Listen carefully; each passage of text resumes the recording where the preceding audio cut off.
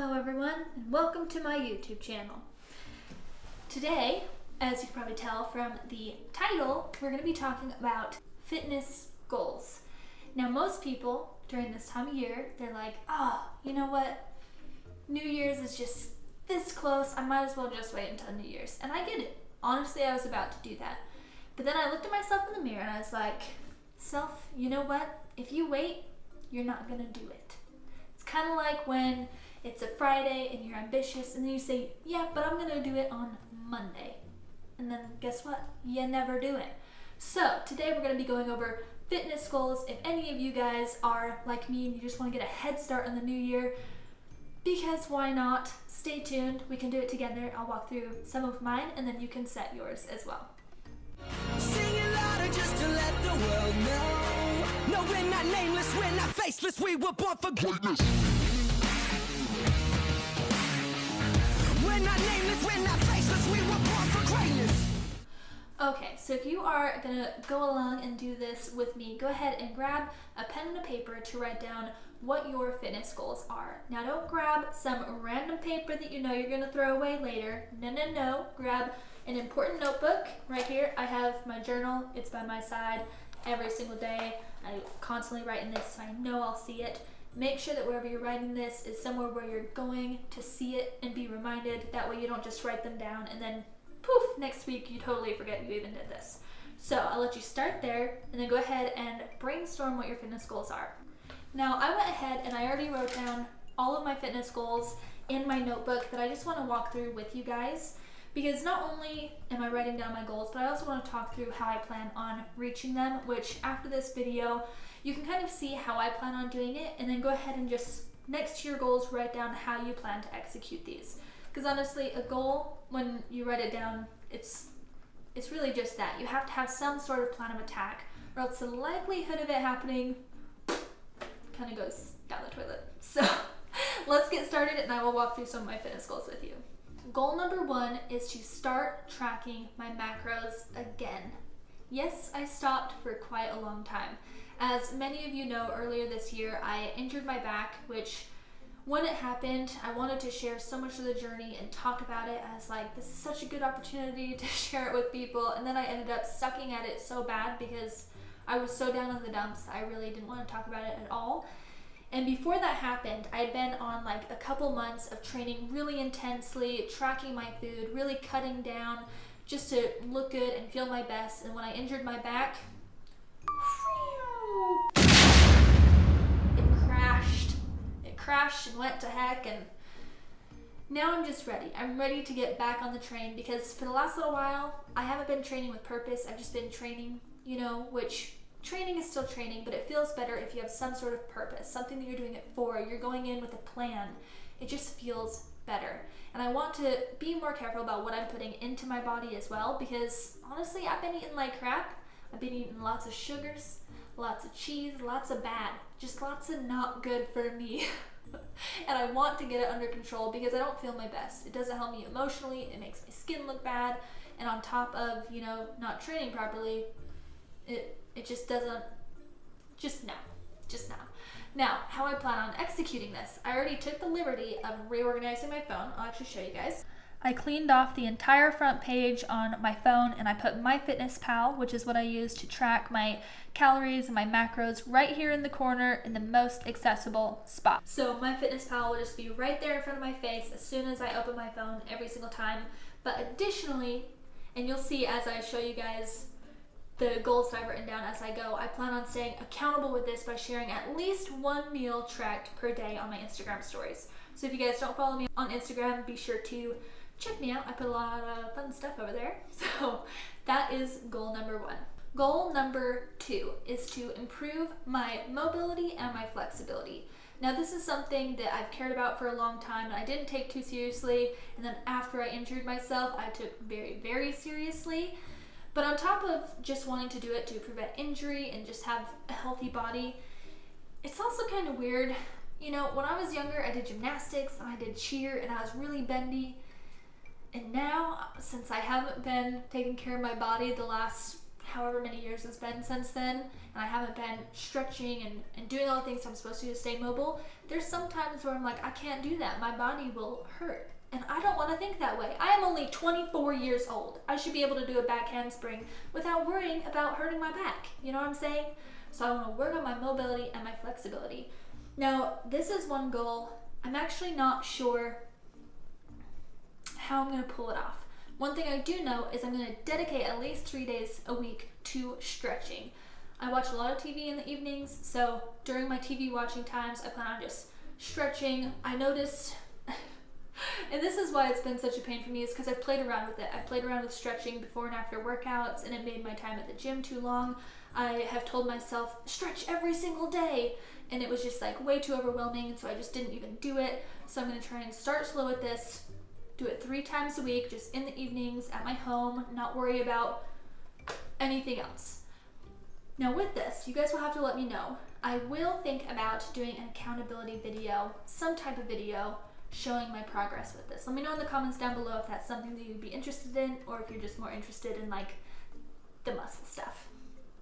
Alright, so that is goal number 2 and how I plan to actually reach it. Goal number 3 is to put more mass on my legs. You guys, this is actually probably one of my number 1 goals, and I should have just put it as the first one, but I was like, but who really cares? I mean, it's my list of goals. But I have this thing, you know, where some guys say, my arms are never going to be big enough. Well, that is how I feel about my legs. I constantly feel like they are way too small. I want them bigger. I want fish belly hamstrings. I want a nice glute ham tie-in, you know, separated quads. I just want the whole shebang. I want big girl tree trunk legs. It's just what I want. And additionally, I have a goal that I've had since like 6 months ago probably, haven't taken it seriously yet, that I really want to happen, and that is to see a vein in my leg. I don't care where it is, I just want to be able to see a vein.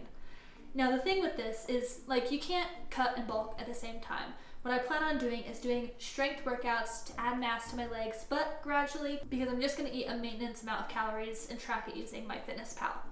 So I'm hoping with this, that I can build my legs slowly while still not gaining, you know, too much extra body fat, and then eventually my muscles will expand, and then boom, a vein will just appear on my legs one day.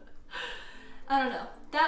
The second part to this goal might have to wait, because I do hold a good chunk of my body fat in my legs, and so I might have to wait until I do an official cut in the future. We will see, but that is one of the things that I want to do. Now, how I plan on implementing this. I intend on still doing my 2 leg days per week, but training with more structure. Like I said, recently I've just been kind of training. I haven't been training with purpose, so I've been training 1 day, taking 2 days off, training 3 days, taking 1 day. You know, it's just been very inconsistent. So having a consistent training schedule with consistent training days, rest days, that way my body is being put under tension at specific times. And that way I can really track as well, week to week, the progress on my legs. The other thing that I want to do is to at least once a week wear shorts. Now, I'm not gonna lie, you guys. This is something I've been avoiding doing. Number 1, because Gymshark makes pretty epic leggings that I want to wear all the time. But aside from that, I have some cellulite on my thighs. And I shouldn't be ashamed of this. No one should be ashamed of their cellulite, and I preach it to others, therefore preaching it to myself, but there's still some times where it just gets to you, doesn't matter who you are. But on the back of my legs, that's where I hold all my cushion, and that's where I have some cellulite. But at least once a week, I'm going to wear shorts, flaunt it, also so I can watch my leg, visually see my leg as I'm training them. I know it sounds silly, but that's just something that I'm going to do for that goal. So goal number 4, and you'll notice as we start to go throughout this that a lot of the goals kind of intertwine with each other. But goal number 4 is to track my strength progress from week to week. Now with this, I'm not necessarily planning on doing it with my upper body, because my upper body is kind of where I want it to be as far as strength and how it looks and everything like that. But specifically with my legs, I want to track my strength, because I'm going to be doing strength workouts anyways to be putting on mass for my legs. And I don't know, it's been a while since I've pushed myself and even tried to hit a new PR, because it's just not really what I do. So I want to see how I can grow every single week. And I'm gonna do that just by starting my first leg day, tracking what I can do, you know, for my squats, deadlifts, and then each new time that I do that, tracking the weight that I do. That one's pretty simple. So let's move on to goal number 5. Goal number 5 is to improve my core strength and my posture. Now, I feel like I've said strength already 1,000 times in this video, but what I mean by this one is something very different to what I mean when I talk about my legs. And with this, it's mostly important to me because when I hurt my back, one of the biggest problems that I had was my posture and my core strength. It wasn't holding my lower back in the position it was supposed to be. I had really bad anterior pelvic tilt, and so I'm still to this day working on correcting that. And what I plan on doing is creating one ab training day per week.